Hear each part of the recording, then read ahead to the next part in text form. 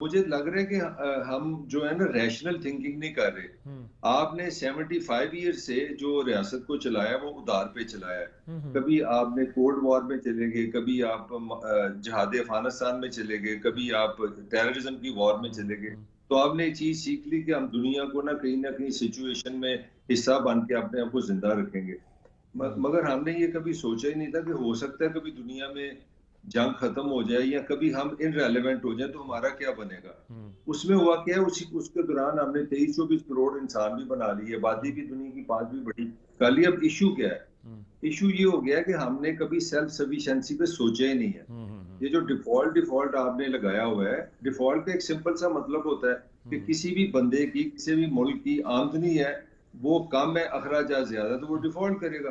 तो डिफॉल्ट तो आपने 47 से किया हुआ है, मुझे ये भी नहीं समझ आ रही। मैं अब इसको कंक्लूड करना चाह रहा हूँ। मैं समझता हूँ कि ये इंतहाई बुरा टाइम है, आई एग्री विद यू।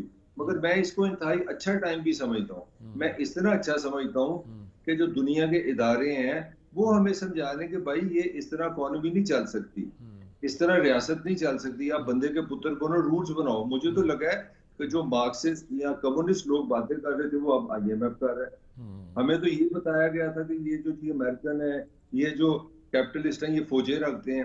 अब हमें बताया गया कि आईएमएफ ने कहा कि जनाब अपना श्रीलंका को कि अपनी आधी फौज कम करो। तो सैनिटी हमारे अंदर नहीं है।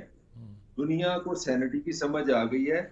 और मैं इसको बड़ा एक आइडियल टाइम समझ रहा हूँ कि पाकिस्तान का जो उधार का निजाम था कि लोगों से उधार लेके रियासत चलाओ। और मैंने पहले भी आपको बताया था पाकिस्तान की रियासत चलाने के लिए 11,000 अरब रुपए चाहिए होते हैं। ये कर्जा कुर्जा मेरे लिए किसी ने नहीं लेना।